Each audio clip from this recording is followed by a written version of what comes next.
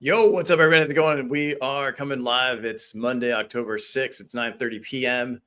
Where I'm at. And we got Corey, Caveman Connors. It's Good morning. 7:30 where you're at. Yeah, in the morning. Yeah. You're in We the got, future. Adam, Pale Man Peak, Label King. Hey, It's 8:30 where you are, 8:30 a.m. where you are. just a pale king riding a horse. We're such a global show. Look at us. We're a global show. Absolutely. Let us know how you guys are doing. Let us know where you guys are watching. Let us know if you are watching. If you're not watching, then let us know why you're not watching. Right. Adam Peak, how are you doing today? I'm a little disappointed in LinkedIn.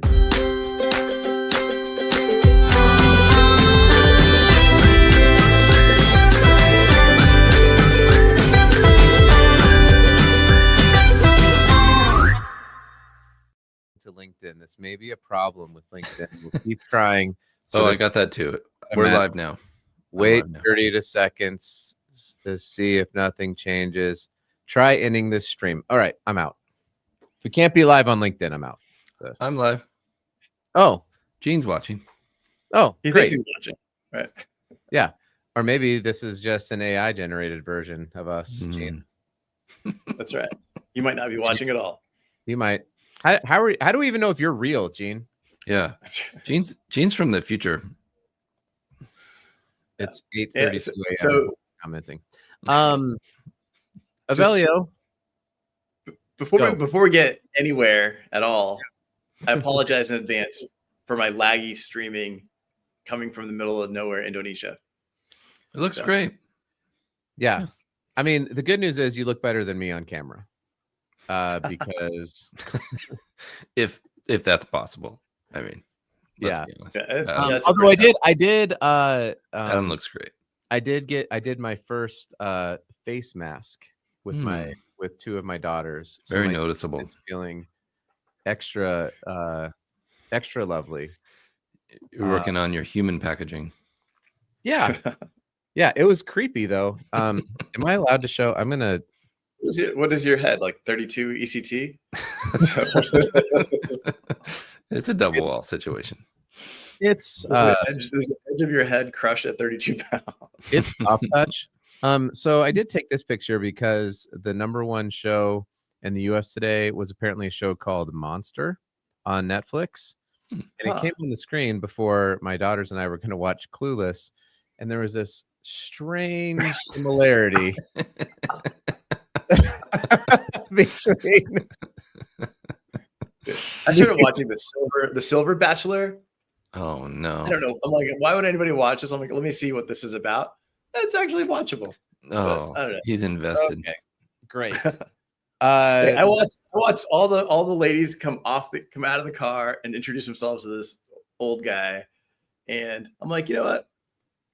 Out of everybody here, I'd pick that one. I'm like, this is who should win. Okay. 100%.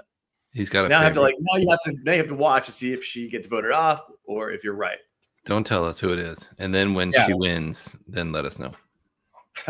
Okay, before we get any further on the Silver Bachelor, I got this note on my Starbucks cup, and at first, best show yet. At first, I was like, "Why did they write this?" I am aware of the. So it said, "You got this," and my initial reaction was, "I know." I literally got it. I purchased. Why did you? And then I'm like, oh, they're trying to be encouraging. I just thought they were being like trolling me. Right. Like, hey, you ordered this. This is your coffee. Yeah. Hey, buddy.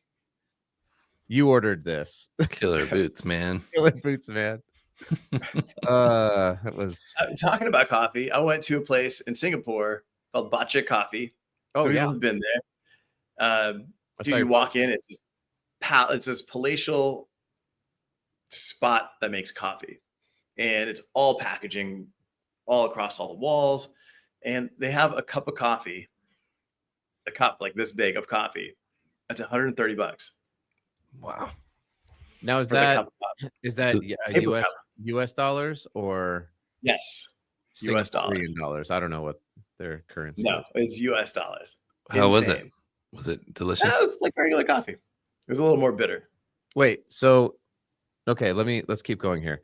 You went into the place and you were like, yeah, $130 for a cup of coffee sounds right. Yeah. There's sign me up for that. Yeah. There's the menu. You have a $12 cup of coffee. Mhm. Then it was a $16 cup of coffee. Then it was like a $30 or a $40 cup of coffee. And then the last one was $129, $139. And if I'm going to spend $12 on a cup of coffee, well, maybe I'll take the one that's a little bit better, $16. But if I'm going to spend $16, I got to know what a $130 cup of coffee is going to taste like. If this is like the worst case of if you give a packaging designer a cookie. Right. Like, right. Exactly. It was 100%. That's what it was. We should write a book about that. But there's like, so you get like a cup of coffee and then you get this little cup next to it that's full of this vanilla something cream. 24 karat gold. You take the cream out, you put it into the coffee, and then you have like this sugar stir that's like like rock candy basically, and you stir it in there. It's like a whole process. And all the packaging's amazing. And then you can mine a Bitcoin at the end. Right. And then you drink it and it's over. And you're like, oh, that's all right. Did you keep the cup? No, I had coffee in it. Did it say you got this on it? You got this, man. It said there's a sucker board every minute. You did it. No, it's not a high roller. I gotta know that I can't walk out of here going, I spent $16 on a cup of coffee, but I don't know what the $130 cup of coffee tastes. It probably tastes like a $5 cup of coffee, to be honest with you. Sure. World's best coffee. Congratulations. Yeah, but exactly, Gene. It makes a $16 cup of coffee sound cheap. And people will be like, oh, I'm not going to spend that. I'm going to spend $12. Meanwhile, what'd you spend for your cup of coffee, Adam? Like $5-6? Yeah. You got this, man. I got this. That's what I got. You got overcharged. Congratulations. I got. When I was in Vegas, I went down to like the Starbucks in the casino, and I was like, they're charging $9 for a cup of coffee. I was like, this is getting out of hand. And speaking of Vegas and Avelio just disappearing into the nether regions, because now that he's gone. Yeah, exactly. He's like, oh, I'm sitting in front of this funky painting. No, everything's running out of power over here. Okay, so Avelio, you are in the middle of nowhere, Indonesia, and so when I was at Pack Expo, I was telling you guys before the show, I had a conversation with somebody who said it was like they look like a US company, right? And they were like, we have a factory in China. And I was like, what does that mean to have a factory in China? And I don't think that many people realize that what that means is, I don't think you know what that it means. I don't know what what's the quote from The Princess Bride? But it just seems like we throw this around here in the US because I think oh no. Did you leave? Avelio, this is your time to shine. And now the internet is cutting out. He's frozen. Oh. There, he's back. Come on. No way. Come on. Am I back? Yeah, you're back. Matos. So Avelio, why did you lie to the American public? That was the question that I asked. That's not what I heard. No. That's not what I heard. But what does it mean to own or to have a factory in China? Because there are very strict rules within the Chinese government on what you can actually do in China, correct? As a packaging or as any company, but we'll talk about packaging. As business ownership, right? All right.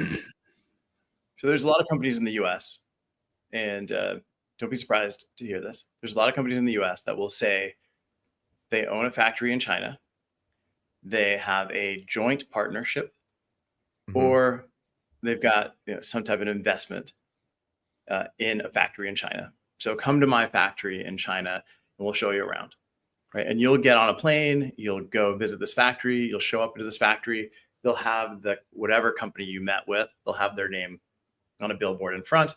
And then you leave, you go through the tour and you leave, they take that billboard down and they go back to being whoever that they're actually who actually they are. I witnessed it happen in like Dongguan, China. I was like, "What are you doing?" They're like, "We're taking down this banner to put up a different banner." And I was like, "Oh, that's how this works."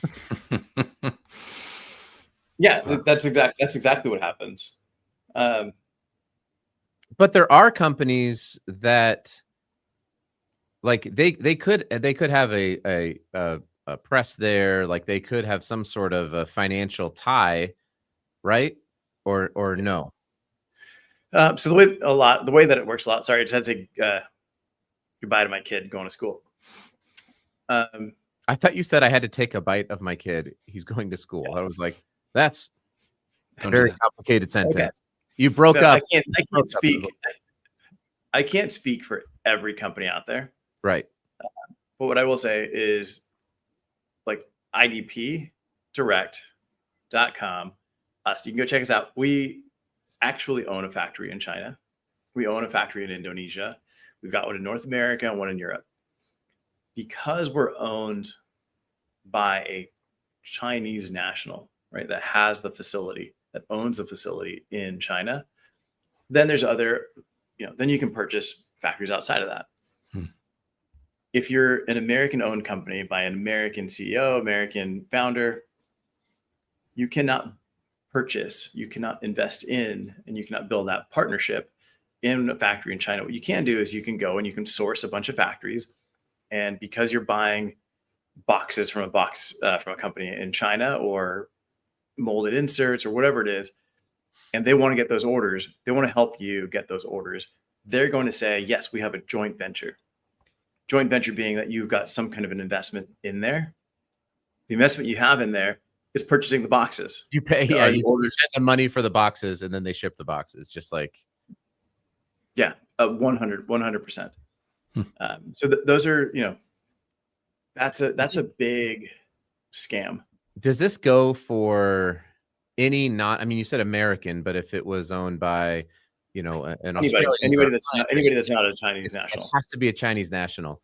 And so I think for people who are buying and sourcing packaging and going to these shows, it's okay to ask the question, right? Like, is your company owned by a Chinese national? And if they say, no, we're American owned, and we also own a facility in China, like those two things are incompatible. It can't happen. Right. And if you are I can't say with 100% certainty because maybe there's some legal loophole somewhere. Sure. I don't want to get sued, but correct. No, I understand. But I'm saying, like, in order to own a business in China, it has to be owned by a Chinese national. That's what my point is. And if you hear these words with people kind of dancing around stuff, unless, of course, Apple, right? There are Apple offices. Yeah, I'm sure they have a subsidiary of. Correct. There's ways to do it, but I'm just saying, like, it's okay to ask the questions because it's fine if somebody is buying boxes and shipping them in and carrying that cost and navigating the cultural divide and the actual ocean divide. Like, I'm not saying it's easy to just go to China and buy stuff. It's actually a pretty difficult task. And so somebody who already has a relationship, who's been doing it for 30 years, I'm not saying it's bad. It's just understanding. Right. Just be honest with the actual relationship, right? Yeah. Right. So it's a market advantage to say there's, I've got ownership in X, when maybe the competitor is being honest and saying we purchase from X. Right. It sounds a little better to buy from an owner than from a purchaser, but they're both doing the same thing. It's just a marketing play. And there's this weird thing. Like, I saw this on LinkedIn, and Corey, I had tagged you on this post where there was a guy who was looking for corrugated boxes, and I was like, hey, you could talk to all these people. And then he came back and he was like, I'm going to buy direct from a corrugated box manufacturer. And I was like, but that might not even be the best. Like, my point is, like, distributors and brokers and, whatever the reason that they're in business is because sometimes they do a really, really, really killer job at helping you get stuff. And so you're like, buying direct is awesome. But if you need a million boxes, or if you need the whatever, full, right? if Like you have the room and you have the finances and all of that, right? 100%.